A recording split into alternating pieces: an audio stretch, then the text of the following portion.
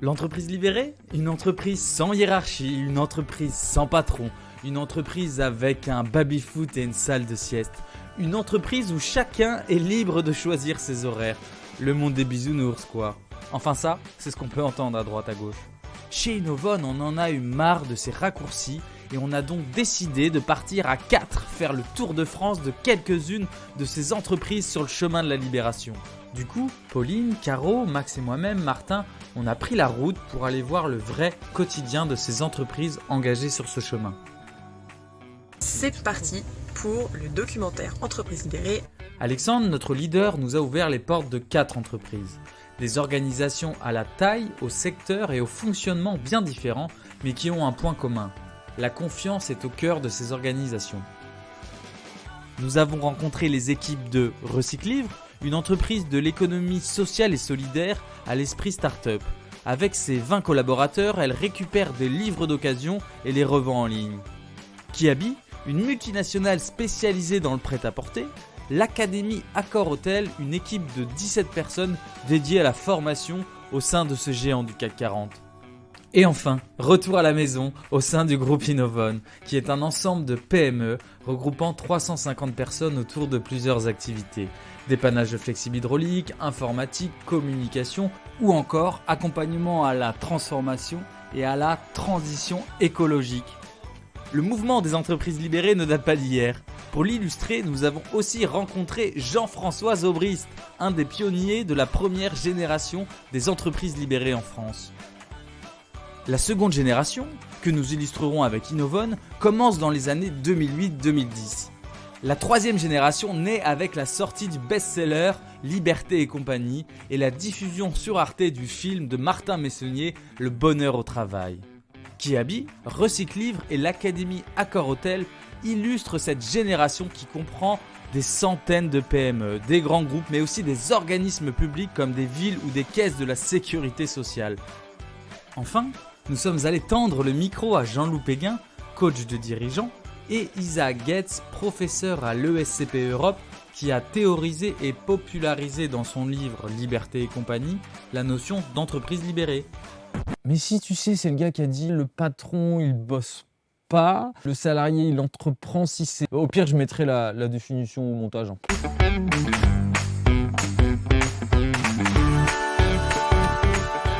Vous l'aurez compris, pas de blabla mais du témoignage authentique et des regards sur ces entreprises en transformation. Allez, on vous emmène, c'est parti.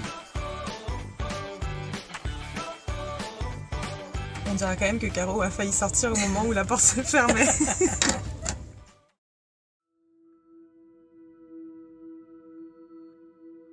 Alors déjà, quand tu m'appelles boss, ça m'impressionne tout de suite. Mon déclic qui s'est passé en plusieurs étapes. Il y a eu un premier déclic en juillet 2014, au moment où j'ai participé à une espèce de grand raout qui est organisé régulièrement chez Accor Hotel, où Sébastien Bazin, donc le PDG du groupe, nous fait une petite vidéo. Le déclic a tout déclenché. Dès la première semaine de 83, septembre 83, je fais mon tour d'usine et je vois Marie-Hélène, une opératrice que je connaissais bien, de la trentaine, qui arrive essoufflée, qui pointe en vitesse, qui était paniquée. Bon, je dis mais qu'est-ce qu'elle a votre petite fille? Ben, elle me dit rien parce que le docteur m'a dit qu'à 2 ans ça arrivait, donc il lui a donné le Doliprane. Donc, je dis mais pourquoi vous êtes dans cet état-là? Ben, parce que c'est la 3e fois. Je dis c'est la 3e fois qu'elle a de la fièvre. Non, c'est la 3e fois que j'arrive en retard. Je dis qu'est-ce que ça peut faire? Et là elle m'apprend que quand on arrive en retard, la première fois on décomptait le temps de retard, la 2e fois on rajoute un quart d'heure, la 3e fois une demi-heure. Et là instantanément je vois un cadre qui passe, Claude, le chef de fonderie, je dis Claude, tu me réunis toute l'usine aux expéditions. Et là, je monte sur un tas de palettes et je leur dis, mais vous vous rendez compte, on sanctionne une maman qui a un enfant malade, mais vous n'êtes pas payé pour un horaire, bon sang. Vous êtes payé pour chercher l'amour du client. Comment il ose faire ça, quoi. Et bon, aucune retombée derrière, à part une espèce de débat complètement stérile qui se passe juste après sur l'aménagement des locaux au sein du siège, enfin un truc complètement rien à voir avec l'ambition qu'il démontrait.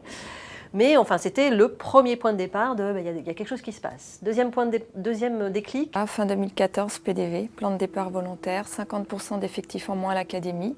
tout autant de travail, puisqu'il n'a pas diminué d'autant du jour au lendemain. Suite à cette synthèse des 17 entretiens et interviews, il en est ressorti qu'il y avait véritablement 2 équipes à l'académie, une qui se considérait comme exécutante et qui considérait les autres comme étant dirigeantes. C'est pas ce que je veux, quoi. On peut pas... Enfin, déjà, fondamentalement, il n'y a pas les petites mains et les nobles mains. Enfin, je veux dire, on a des mains, on a tous des mains. On va passer de 22 millions d'euros de chiffre d'affaires à 14. C'est un cauchemar. L'entreprise n'est pas prête pour ça. Chacun a vu quelqu'un partir qu'il connaissait, qui était assis à côté de lui. À ce moment-là, je suis traumatisé. 15 ans de travail, 15 ans de sacrifice et il ne reste plus rien. Enfin, Alexandre, je pense qu'il a une grosse brisure au niveau de lui quand il a dû licencier pas mal de gens.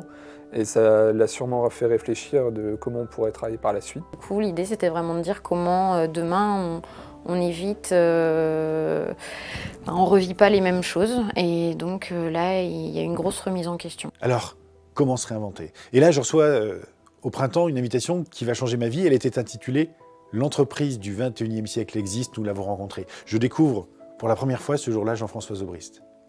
Ça va être un éclair.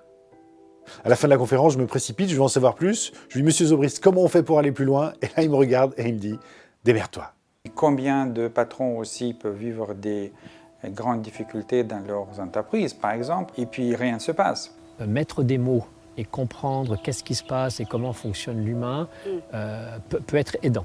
Effectivement, un avant, un après ce livre-là, c'est quelque chose qui mettait des mots sur des choses que je faisais moins intuitivement. Mais moi, j'ai l'impression que ça s'est fait assez progressivement. Il y avait potentiellement ce leader libérateur en eux. Donc je suis arrivé, donc il avait l'équipe en face de moi et j'ai posé la question, est-ce que vous pensez que toujours je dis qu'est-ce qu'il faut faire?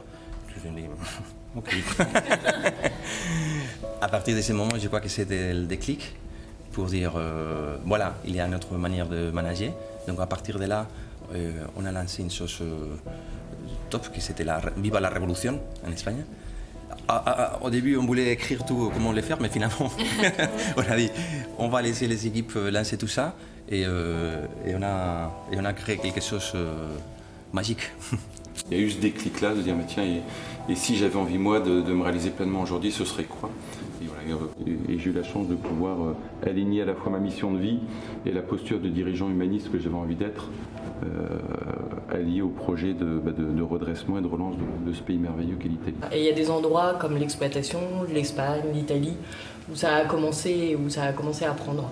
Moi, je suis au service centraux et en fait, on n'a pas forcément senti un mouvement immédiat après cette fameuse réunion, ou du moins pas dans les services dans lesquels je pouvais évoluer.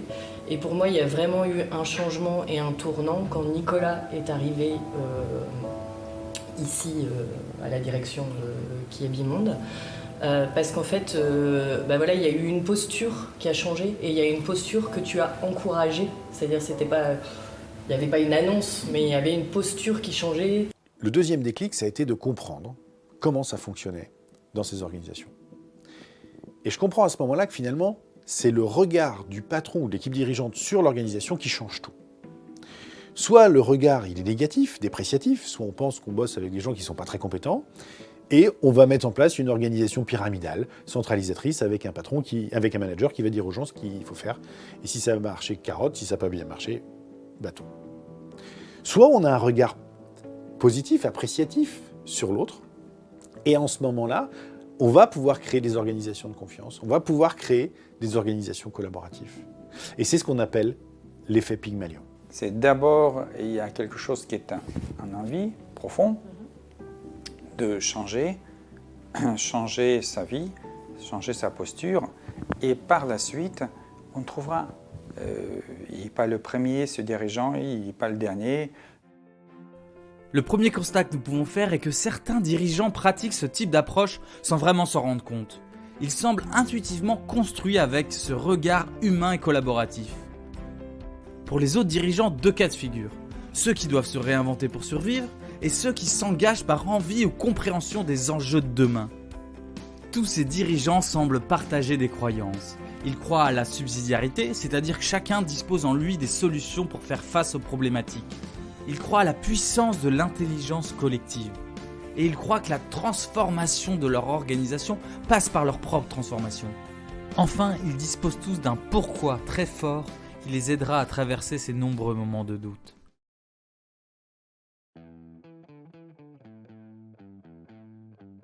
Avec le recul, je pense que pour que la transformation soit moins compliquée, il est important qu'elle passe par 3 étapes. L'incontournable pour le dirigeant comme pour ses principaux bras droits, c'est déjà de travailler sur eux. Tu as des patrons qui ont besoin de se préparer, parce qu'ils n'ont pas le courage de passer à l'acte. Je vais commencer, et j'ai la chance que mon équipe proche fasse la même chose, à travailler avec un coach. À travailler avec un coach pour lâcher prise. Tant que le leader ne se remet pas en question et ne fait pas le travail de développement personnel sur lui, je pense que l'entreprise libérée est vouée à l'échec. La transformation passe ensuite par la transformation culturelle.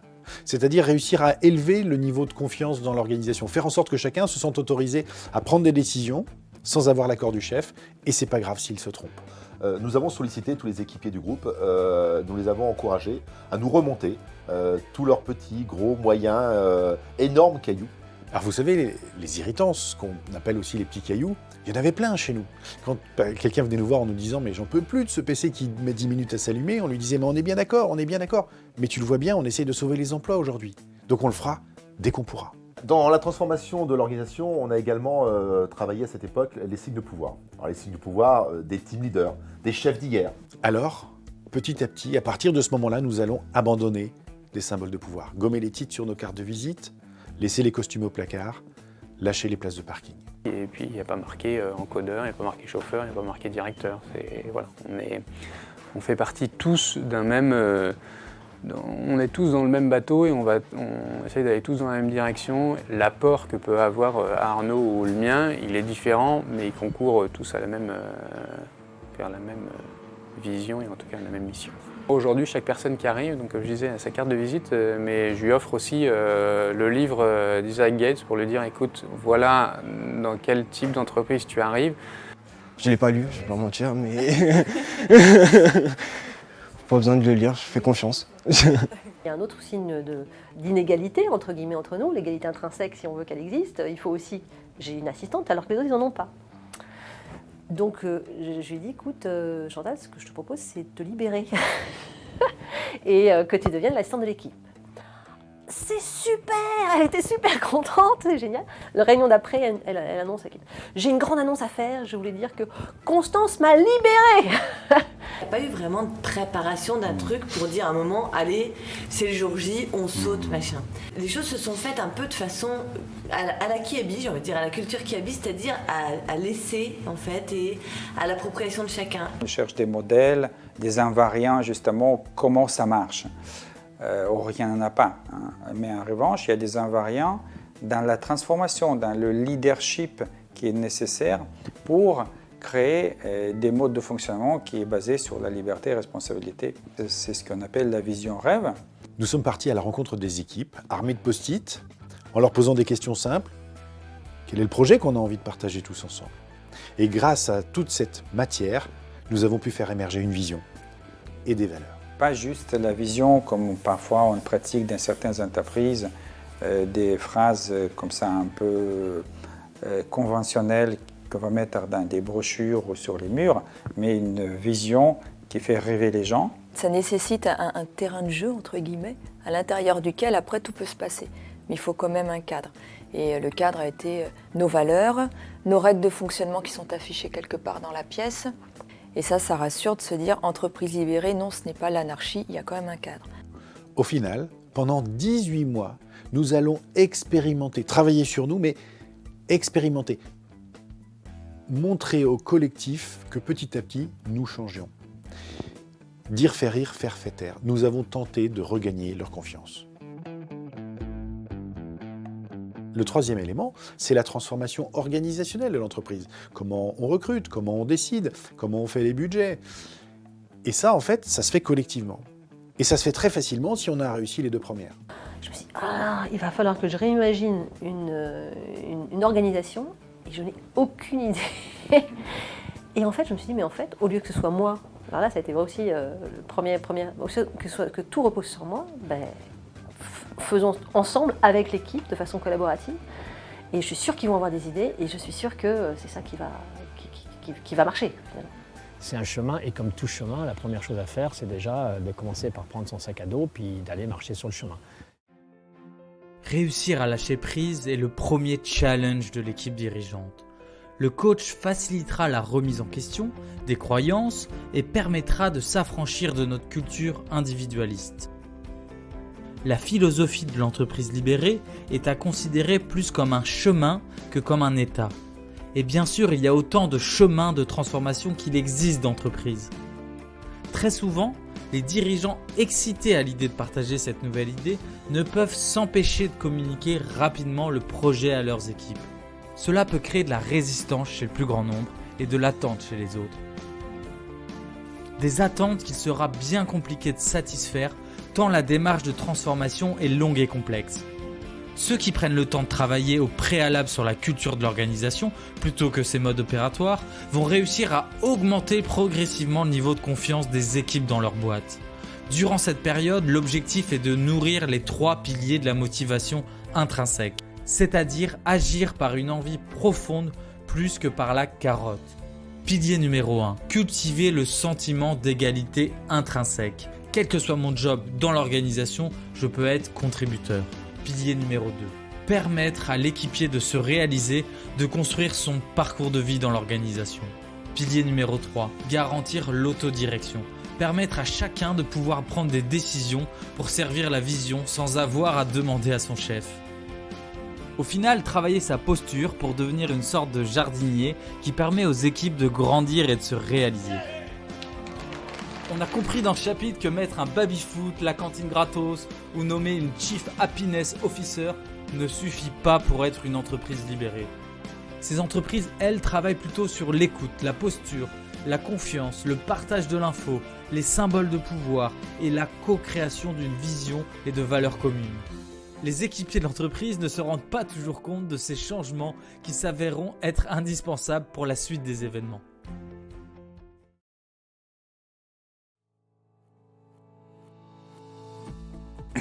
Très souvent, quand même, ce sont des grands discours. Je signifie et je place dans le temps un moment, il y avait avant et après, et quelque chose d'important. C'était très clair, c'était je vous propose, moi, de devenir une entreprise libérée. Et voilà, on y va pas, qu'est-ce que vous en pensez? Et du coup, c'est quoi le support que vous nous envoyez pour communiquer avec nos équipes? Et là, nous, on a dit, ah mais il n'y a rien, il n'y a pas de support en fait. Tu fais ce que tu veux en fait. Tu prends le truc et puis tu vois ce que tu as envie de faire avec tes équipes. Et donc, c'est des collaborateurs qui sont arrivés dans une entreprise qui était déjà différente, qui avait déjà initié les choses. Et je pense qu'il n'y a pas eu pour eux, il y a un avant-après. Avant, je bossais pour tel type de boîte et après, je découvre quelque chose auquel je n'avais pas forcément imaginé. Et il y en a qui sont tombés de leur chaise. Est-ce que c'est juste des histoires qu'on se raconte pour se donner une bonne image ou est-ce que c'est vraiment, il y a quelque chose derrière? Donc j'ai eu un moment où j'étais un petit peu dubitative, où je me posais un peu des questions sur ce qu'il y avait derrière. 7 janvier 2012, quelle date mémorable pour le groupe? Tout le monde, tous les salariés étaient rassemblés, donc les salariés du terrain et du siège. Et lors de la soirée, on nous a annoncé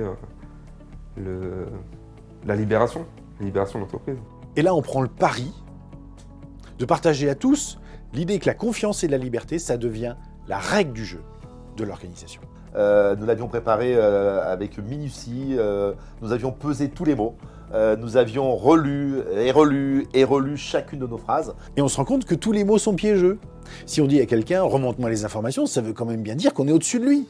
Et moi, j'ai été élu porte-parole de la région. Donc en plus, je partais de là avec une mission que je ne connaissais pas. Donc, Sur un bateau, il faut un capitaine. Et par un simple jeu de post-it, ils vont décider du profil du capitaine qui sera l'un d'entre eux. Il faut évidemment pas que ce soit cette officialisation quelque chose que beaucoup de salariés ont vu des milliers de fois, un discours classique d'un PDG, d'une scène derrière les pupitres, quoi, vous voyez, avec les langues de bois, etc. Parce qu'en réalité, les gens, de toute façon, ils ne croient pas. On propose alors à tous de s'inscrire dans un des 20 groupes de travail qui avaient émergé. 97% des gens s'inscrivent. Et on leur dit très simplement, tout ce que vous allez décider, du moment que ça sert la vision de l'entreprise, nous prenons l'engagement de le mettre en route. On termine le week-end par une grande fiesta, et le dimanche, midi, nous sommes sur le parking, les cars repartent sur toute la France, et nous sommes terrorisés. C'est la première fois depuis 15 ans, qu'on lâche les mains des rênes. Qu'est-ce qui va se passer ? En fait, ça s'est passé en plusieurs étapes. Je pense qu'il y a ceux qui attendaient et pour lesquels ça a été un soulagement et qui l'ont exprimé tout de suite. Beaucoup d'enthousiasme, de soulagement. Quelque chose qui allait plus me bousculer parce que j'étais manager d'une équipe. Donc quand tu vois une entreprise libérée, il n'y a plus de manager, c'est des leaders, il faut faire confiance à vos collaborateurs. Moi j'étais dans beaucoup de procédures contrôle. Je faisais beaucoup de fiches de route de la semaine, toi tu fais ça, toi tu fais ça. Donc j'ai dit pourquoi pas, il faut changer, donc on va le faire. Il y a ceux pour lesquels qui étaient attachés au cadre. Et en fait, le fait de se dire il n'y a plus de cadre, je pense que ça a été très déstabilisant. Moi, j'ai été juriste pendant 13 ans, 15 ans. Donc juriste, c'est un cadre bien précis, des règles, étape 1, étape 2, étape 3. Et là, on me parle d'entreprise libérée, j'en avais absolument jamais entendu parler. Et Constance continue en disant, il n'y a pas de process, il n'y a pas de process, il n'y a pas de règles. Et là, ça a été compliqué. Et puis après, il y a ceux qui s'y attendent tellement pas, qui restent un peu au bout de 2 jours, qui restent un peu sur le fin. Qu'est-ce que ça va vraiment changer, quoi ? Je savais pas trop ce que c'était. On a dit ok, ouais, mais sans savoir où est-ce qu'on allait, quoi. Qu'est-ce que je me suis dit ? Où est-ce qu'on va aller quand même ? Parce que malgré tout, il y a toujours, on se dit tellement de changements que qu'est-ce que ça va donner ? Les techniciens en France, ils se sont posés la même question. Qu'est-ce qu'on allait devenir, quoi ? De l'étonnement et de la joie. Tu peux être toi-même. Moi, c'est Ose et ma fille va me tuer. Il faut que ce soit essentiellement les actes plutôt que les paroles. Les paroles peuvent être assez courtes. Lo positivo de todo esto es que estábamos tan contaminados, tan contagiados todos de este espíritu positivo, de estas ganas de hacer, que las personas que no eran capaces de adaptarse se adaptaban enseguida, porque si no era como que se quedaban apartados y no se podía hacer así. L'officialisation, que certains appellent un saut en parachute, pour en illustrer le côté irréversible, est souvent un acte symbolique fort qui démontre à tous que la confiance et la liberté sont devenues la règle du jeu de l'entreprise. Le chemin de la transformation organisationnelle n'en est pourtant qu'à ses débuts. Et oui, le collectif aux commandes désormais va pouvoir initier une refonte complète des processus de l'entreprise. Comment fonctionne une équipe autonome, comment elle recrute, intègre, choisit son leader, construit son budget, définit les informations dont elle a besoin. Bref, ce chemin est un chemin sans fin. Permettre à tous les managers de l'entreprise de travailler sur eux et de se former aux outils de l'intelligence collective semble faciliter considérablement leur transformation. Les temps passés à contrôler étant progressivement supprimés, ils pourront réinventer leur métier et la manière d'accompagner au mieux les équipes.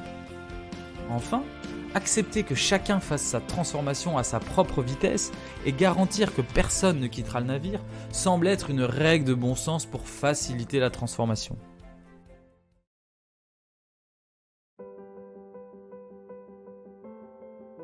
Qu'est-ce que tu vis au quotidien ? Du bonheur. C'est ça au moins à penser. Parce qu'avoir un chef, c'est pas tout le temps évident. Donc là, on est libéré, bien sûr, on est toujours responsable, mais ouais, non, si. Ça me plaît bien. Ça a changé beaucoup de choses dans ma vie au quotidien. Ça changera beaucoup de choses, je l'espère, dans ce que pourront faire mes enfants. Je pense que c'est la plus grosse révélation que j'ai eue en faisant ce type de fonctionnement, c'est bosser comme si je bossais pour ma boîte. Ce que j'ai sur le cœur, c'est, j'ai envie de dire merci, parce que même pour moi, je vois tous les jours et toutes les semaines des évolutions dans ma relation avec mes enfants et ma femme. Anzi, un'altra novità che è stata inserita era quando ci si vede, ci si incontra, prima di tutto, come stai? Ok.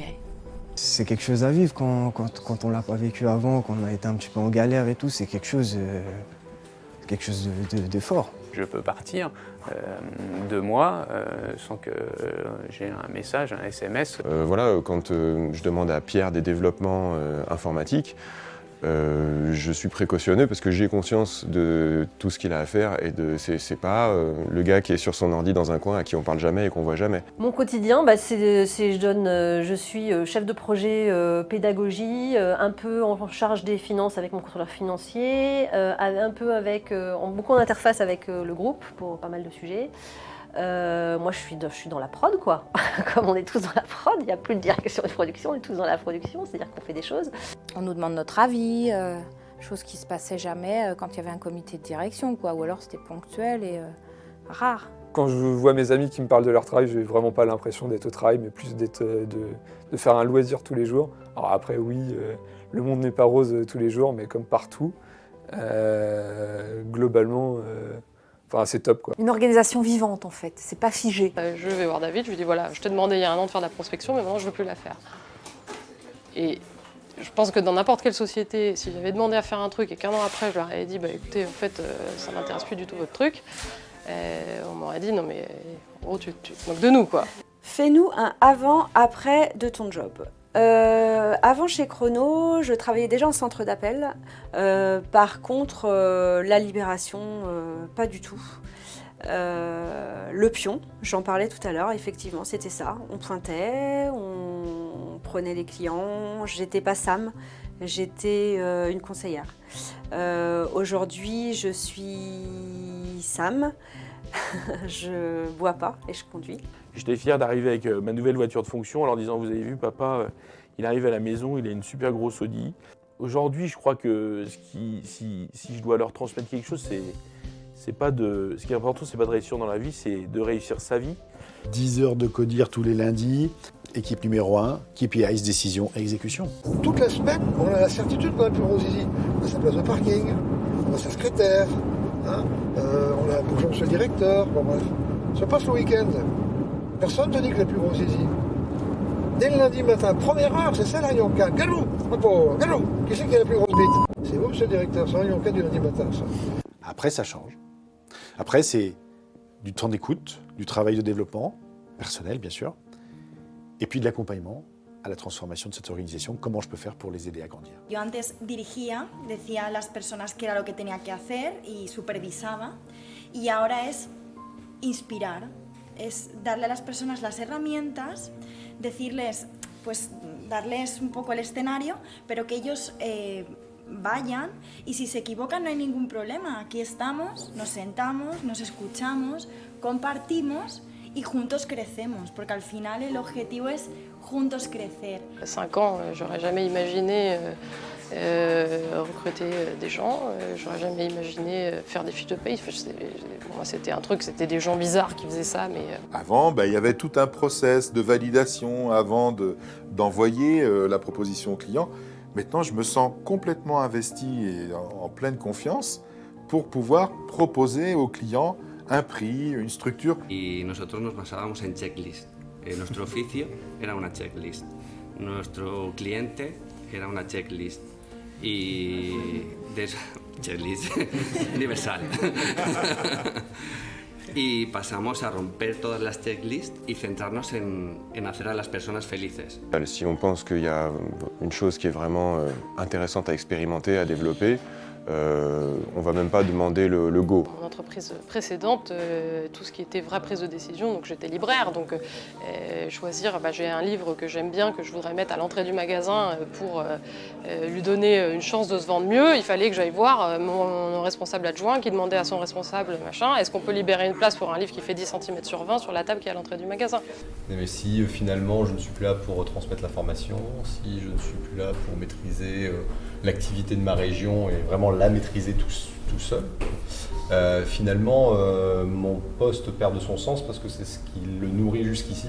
Avant la libération, si j'avais une perte de chiffre d'affaires, on ne venait pas comprendre, on ne venait pas chercher à comprendre pourquoi il y avait une perte de chiffre d'affaires. D'accord. Direct, quelque part, on nous bottait les fesses pour dire bah, là tu fais mal. Tandis que maintenant, on va essayer de comprendre de où cette perte elle vient. E dare fiducia invece ai miei collaboratori, questa fiducia che permette a loro anche di prendere un senso di responsabilità. Ma journée, je suis arrivée un petit peu à la bourre. puisque j'ai été pris dans les bouchons. Je n'ai senti aucune pression lorsque je suis arrivée de mes collègues en me disant « t'es en retard ». Ça reste compliqué quand effectivement on a longtemps été manager, qu'on devient seulement leader et qu'on doit juste être facilitateur de l'équipe. Je pense qu'il y a encore du progrès. Rien n'est figé, hein. Il y a encore du boulot. Hein. C'est pas un monde de bisounours quand même. Hein. Donc il faut plutôt chercher quelqu'un qui n'est pas nécessairement un bon expert, mais quelqu'un qui aime les gens. Non, je l'ai bien pris. Je l'ai bien pris. Ça même moi, ça me libère. Parce qu'avant, ma vie était triste, en fait. Je faisais que des contrôles et des ordres. Ils disent que pour les salariés, c'est quelque chose qui est naturel. Et ça, c'est important. On ne bosse pas sans filet. C'est pas qu'est-ce que tu proposes, vas-y, décide et débrouille-toi. C'est qu'est-ce que tu proposes, mais on est là. Dans une entreprise conventionnelle, quand on arrive, quand on est tout frais, qu'on a les yeux qui pétillent, on voit tous, au bout d'une semaine, tout ce qu'on peut faire dans l'entreprise. Et quand on va voir son chef en lui disant « mais voilà les idées que je te propose, on pourrait faire ça, ça, ça, qu'est-ce qui se passe ?» Mais il dit « on se calme. D'abord, tu apprends ton métier, puis après, on en discute. » Et moi, je ne me vois absolument pas du tout revenir à l'ancien système où, justement, je trouve que c'est déresponsabilisant, puisque si ça ne marche pas, c'est de la faute du manager. Quelqu'un qui vient recycle-livre, qui ne sait pas du tout qui on est, comment on fonctionne, etc. Si on lui demande de dire alors à ton avis qui c'est le patron ici, je suis pas sûr qu'il le trouve. Et je pense qu'il va se tromper même. Comme je vous disais, David, il décharge les camions avec nous des fois. Pour moi, il n'y a pas de différence entre... Je le sais au fond de moi, mais pour moi, il n'y a pas de différence entre David et Paul. Moi, mon parcours de vie, c'est au moment où j'ai décidé effectivement de faire mon propre saut en parachute, et de passer cette porte en demandant à Alexandre et à Jérôme de quitter l'entreprise pendant près de 6 mois pour me former à cette mission de coaching. Je pense que nous, Jérôme, Claudio et moi, qui co-animons ce groupe, avons 3 rôles majeurs. Le premier, c'est de remettre la vision au cœur de l'action, parce que même si elle a été co-construite, elle a une propension à l'évaporation permanente. Le deuxième, c'est le rôle de jardinier, créer les conditions qui vont permettre aux équipes de grandir et de se réaliser. Le troisième, c'est un rôle de gardien. Il y a 2 choses à garder pour moi. Le premier, c'est les espaces de liberté, empêcher que certains pourraient rétablir des systèmes hiérarchiques. C'est de veiller à ce que ce putain de pouvoir ne revienne pas, que tous les égos ne reviennent pas. Et puis surtout, de garantir la ligne de flottaison. Faire en sorte que lorsqu'une équipe prend une décision, nous allons nous assurer, puisqu'elle nous informera après cette décision, que cette décision ne va pas mettre en cause la ligne de flottaison du navire. Le rôle le plus important que je vois, c'est vraiment assurer la cohésion. On ne peut pas processer tout principe de libération. En revanche, on peut donner dans un bac à sable, on peut donner des outils, des moyens, des méthodes qui permettent à l'entreprise qui souhaite se libérer de se libérer. Il n'y avait plus de place en seconde et elle m'envoie un SMS pour me dire est-ce que je peux payer le supplément de 25 € pour aller en première. Et ça, c'était juste après Biarritz. Du coup, là, tout de suite, la réunion d'après, je dis, on va arrêter ça, quoi. Les investissements. Dans ma tête, je me disais, on peut faire 4 millions. Chaque mini-usine fait ses budgets d'investissement. Le total n'a jamais fait 4 millions. C'était inférieur, mais toujours. Ça faisait 3,5 millions. On passait 3,5 millions au conseil de décembre, et on faisait 3,2 millions. La première année, Max me dit, attends, j'ai 30 sociétés. T'es le seul directeur qui ne bouffe pas son budget. C'est pas moi, c'est eux. Quel est le seuil de dépense en dessous duquel je vous fais confiance? Allez-y. Donc en dessous de 100 €, chaque collaborateur est en capacité de prendre la décision. C'est pas 100 €, c'est quand même pas grand-chose. Notre contrôleur financier a eu quelques sueurs froides dans le jour-là. On a dit ça. Quand tu laisses les gens libres, tu peux pas savoir combien ils sont raisonnables. Il se passe rien. Et alors là-dessus, c'est tellement encore pas rentré dans les mœurs que lorsque, par exemple, il y a quelqu'un qui doit rentrer tard chez lui, etc., et qu'il faut prendre une chambre d'hôtel au sein du groupe, et que ça coûte 80 €, on vient me voir en me disant mais là je regarde la personne, je dis mais je ne veux même pas entendre ta question. Nous en tant que conseillers de vente, on peut planifier nos plannings. Donc en fait on a des plages horaires de 5 heures, soit le matin ou l'après-midi. Donc en fait on a l'avantage de pouvoir organiser notre vie perso avant la vie magasin, ce qui fait qu'on est heureux chez nous et on vient heureux en magasin. 3 mois après être arrivé à peine, on me dit est-ce que ça te dit de participer à un recrutement? Moi j'étais là, ouais, pourquoi pas, mais pour moi, je prenais ça quand même comme étant une responsabilité parce que c'est intégrer un nouveau profil, intégrer un nouveau collaborateur. Qui parfois sont en train de nous faire passer un entretien d'embauche alors qu'ils sont encore eux-mêmes en période d'essai. D'accord, donc qu'est-ce qui se passe? Il manquait du monde ou c'est juste qu'on te fait vraiment confiance et que du coup, même si t'es en période d'essai, t'as déjà des On te met en situation de recruter d'autres personnes, ce qui est quand même une belle preuve de confiance, je trouve. Notre service RH s'appelle Team Happiness. Ah. C'est marrant. Les leaders, ils n'ont pas été nommés par une hiérarchie, ils ont été nommés par le reste du groupe en pratiquant ce qu'on appelle l'élection sans candidat. Il y a la transparence, quand même, à tous les niveaux. Personne ici a quoi que ce soit à cacher aux autres. La seule chose sur laquelle on n'est pas transparent encore aujourd'hui, c'est le niveau de salaire. Et une entreprise libérée ne peut fonctionner que si les relations sont fluides. Et c'est quoi des relations fluides? Ce sont des relations vraies. Or, tous les dirigeants et toutes les entreprises passent leur temps à essayer de créer des bonnes relations, ce qui est une catastrophe, au lieu de créer des relations vraies. Si chacun sait exprimer de façon bienveillante mais aussi exigeante ce qu'il vit, ce qu'il ressent avec l'ensemble de ses interlocuteurs, de ses collègues, de son leader, des personnes avec qui il travaille, automatiquement il est dans un environnement plus sain pour lui et pour les autres. Ce qui s'est passé dans les faits, ce qu'on a ressenti, quel est notre besoin et qu'est-ce qu'on exprime comme demande avec la personne. Et donc quand on le fait, on s'aperçoit qu'évidemment à chaque fois, on était dans l'interprétation, on était dans une émotion qui ne correspondait pas au moment choisi, il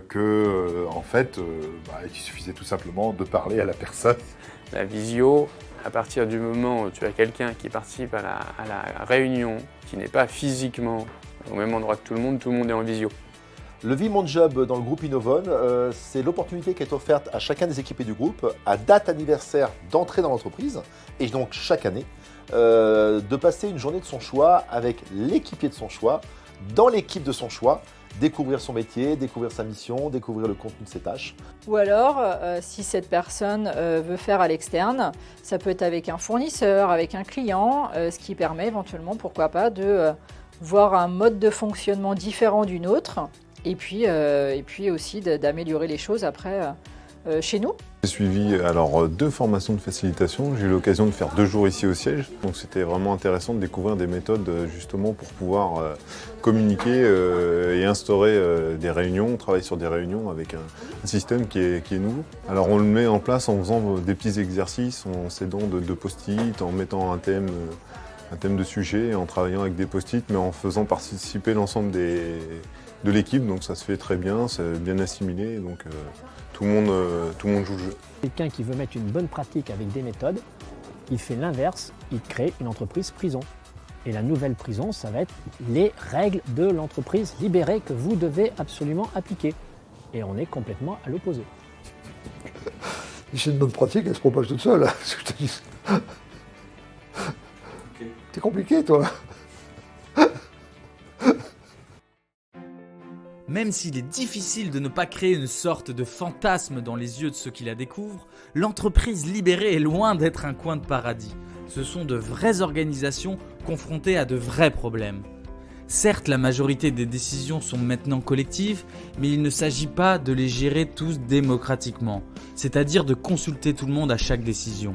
Ces organisations préfèrent confier les décisions à des petits groupes, des volontaires ou des équipiers élus par un processus d'élection sans candidat.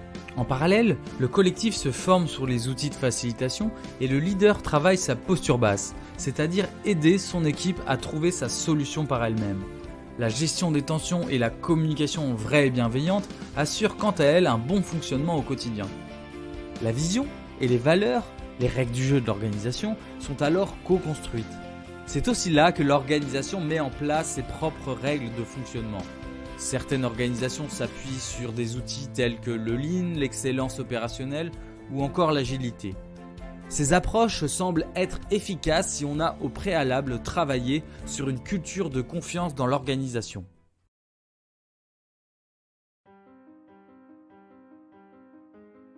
Les raisons qui m'ont conduit aujourd'hui à décider de partir sur ailleurs, c'est le fait qu'on se recherche. Qu'on essuie les plâtres d'une libération où on a effectivement, on s'est testé à essayer de déplacer le curseur d'un bout à l'autre des possibilités et parfois même d'aller trop loin. Et ce qui a pu parfois me conduire à prendre des décisions qui n'étaient pas les bonnes. Au départ, ne percevons pas réellement les objectifs et les intérêts de la libération, de laisser l'équipe faire ce qu'elle voulait.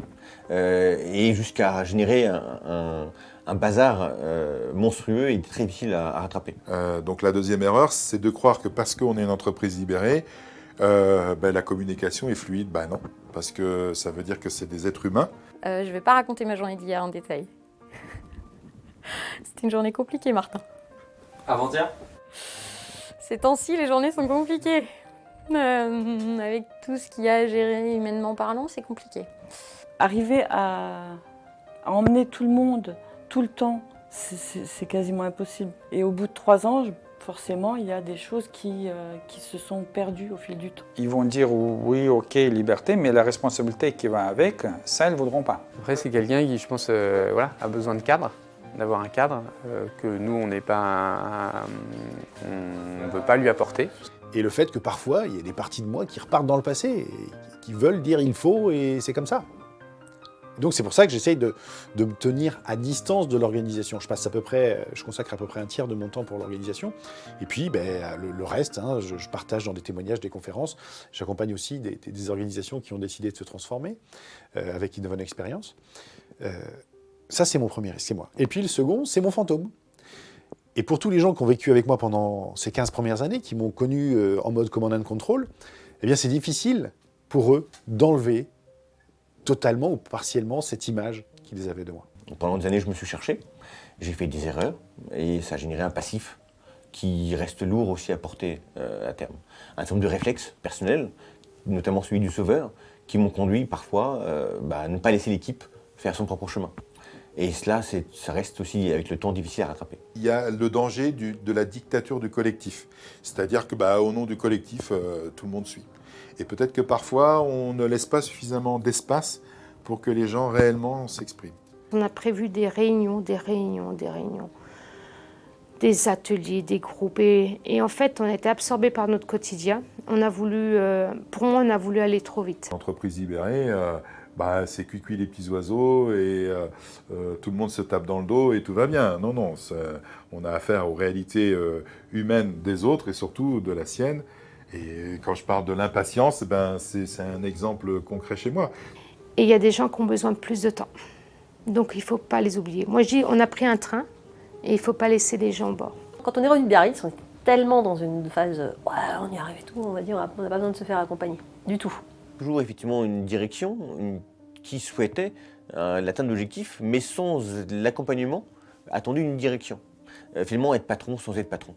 Et ça, effectivement, ça n'a pas toujours été simple à vivre. Et en fait, on s'est dit que tout allait se faire comme ça, et on s'est rendu compte qu'il manquait quand même quelque chose.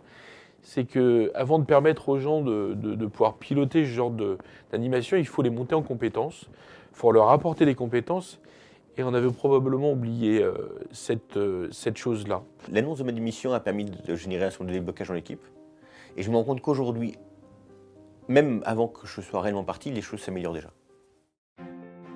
La libération est difficile, semée de défis et d'obstacles. Les erreurs sont autant de sources d'apprentissage. Nous vous proposons un top 7 des erreurs très apprenantes recueillies à travers ces témoignages. Ne pas mesurer ni anticiper le travail de transformation nécessaire des managers.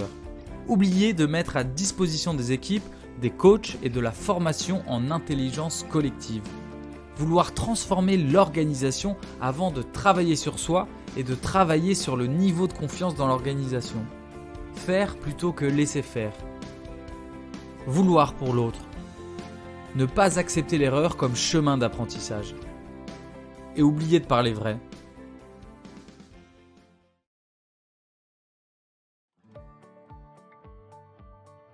Toujours le fric qui décolle, le résultat qui décolle.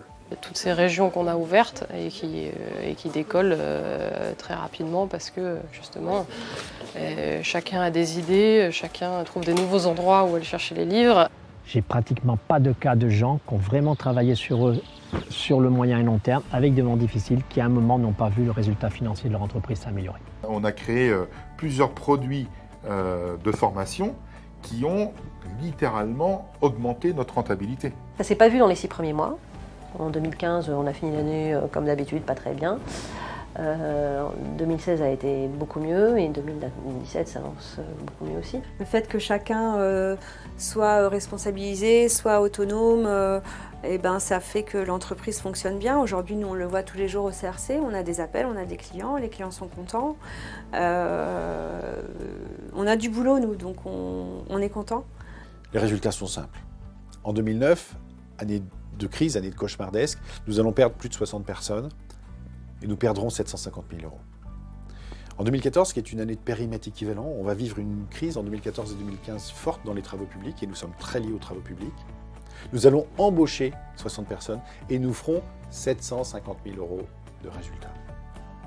La différence, c'est simplement la confiance qu'on avait mis au cœur de l'organisation. J'ai fait le job de directeur du réseau pendant près de 9 ans. Donc j'ai été payé pour cette mission-là. Aujourd'hui, il n'y a plus de directeur de réseau. Les résultats sont meilleurs sans moi. Donc, beaucoup plus importants, je ne peux pas dire le pourcentage, mais ils sont beaucoup plus importants à aujourd'hui parce que chacun se sent bien et les clients aussi se sentent bien. On rayonne vraiment beaucoup aujourd'hui au sein du groupe. J'ai découvert qu'à plusieurs, on était plus forts. Oui. Les résultats, on s'éclate quand même. On passe des bons moments quand on est content d'avoir le client, qu'on l'a satisfait, qu'on a quelque chose de nouveau à vendre ou un nouveau produit. Un jour, un de nos équipiers nous pose une question. Vous savez, j'adore jouer au foot et j'aimerais, le mercredi après-midi, arrêter de travailler pour pouvoir entraîner les gamins au football. Alors là, on profite du fait qu'un collectif est présent pour leur poser la question, qu'est-ce qu'on fait de cette question? Et très rapidement, au bout de quelques minutes, on arrive à la conclusion que ce n'est pas possible. On ne peut pas bloquer un véhicule d'intervention, on ne peut pas donner un avantage à un autre parce que finalement ça va créer la zizanie dans l'équipe, donc on arrive vite à la conclusion que ça, on ne peut pas le faire. Et au moment où on réfléchit à la manière dont on va lui expliquer la situation, Claudio, qui est autour de la table, nous dit « Mais les gars, vous vous souvenez ce que c'est notre première valeur? La performance par le bonheur. La performance par le bonheur. Vous croyez qu'il va être heureux, le gars, quand on va lui expliquer qu'on ne va pas pouvoir faire le job ?» Alors là, on n'était pas très fiers, on regardait tous nos pompes. Et effectivement, la deuxième partie de la réunion, finalement, on a essayé de la faire à l'envers. Comment on pouvait faire pour dire oui? Et comme on n'a pas trouvé, on s'est dit, on ne sait pas comment vous allez faire, mais si vous êtes tous d'accord, et si ça n'a pas d'impact sur le client et les résultats, on ne sait pas comment vous allez faire, mais on vous dit banco. Que pensez-vous qu'il advint des résultats de cette équipe? La posture de jardinier a pour conséquence d'avoir plus de personnes engagées dans la boîte et au final des équipes mieux dans leur peau et une organisation plus performante. Selon les études Gallup, les entreprises ayant les équipes les plus engagées sont 20% plus performantes que les équipes les moins engagées. Pour autant, de nombreuses entreprises pyramidales sont très performantes. C'est l'histoire de la pomme. Si je veux du jus de pomme, je peux presser des pommes et j'aurai du jus immédiatement. Je peux aussi décider de planter la première pomme, de m'en occuper et un peu plus tard, devenue pommier, elle donnera chaque année des centaines de pommes. C'est le chemin que semblent prendre les entreprises libérées. Ces organisations semblent être plus agiles, plus adaptables, ce qui fait leur force dans un monde en perpétuelle transformation.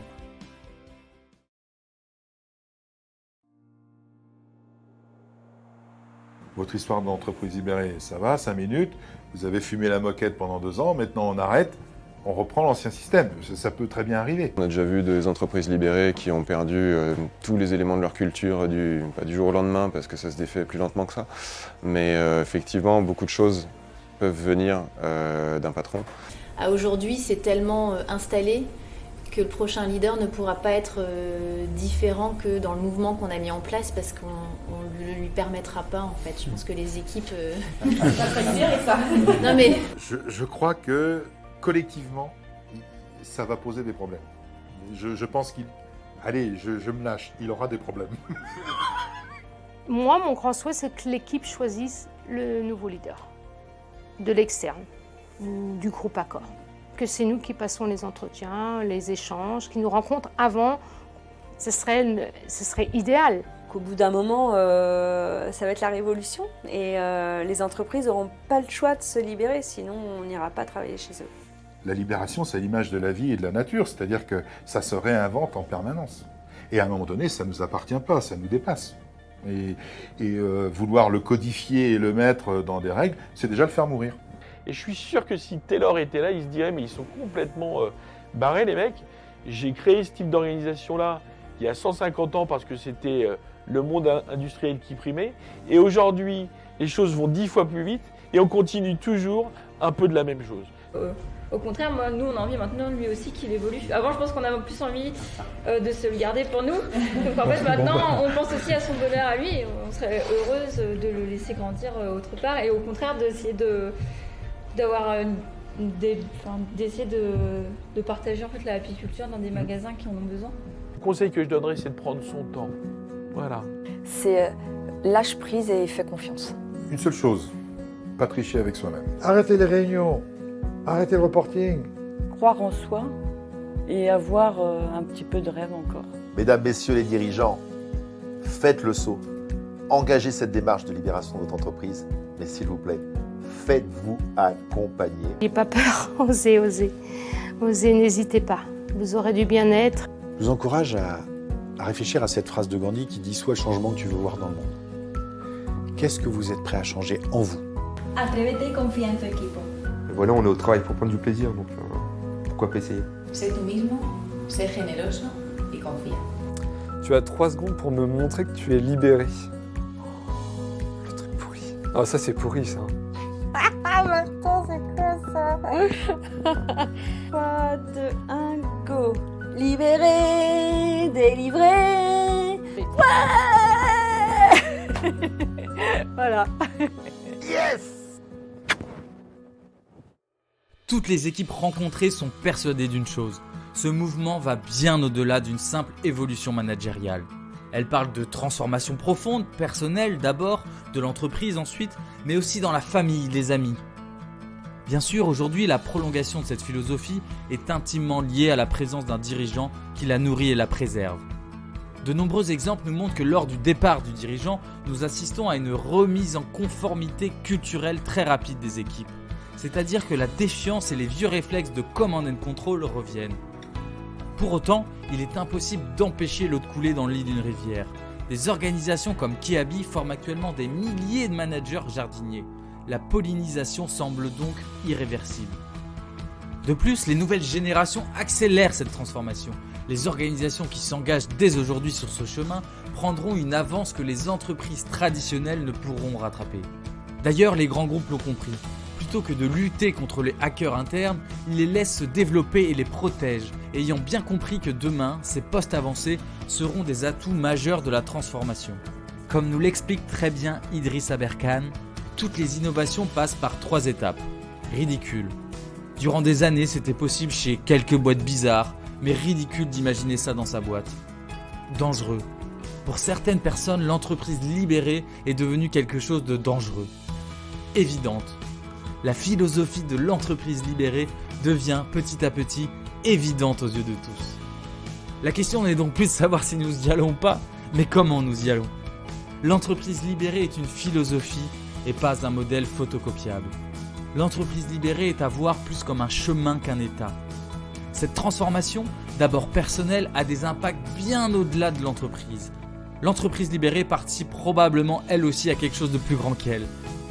Serions-nous aux prémices d'une transformation sociétale ?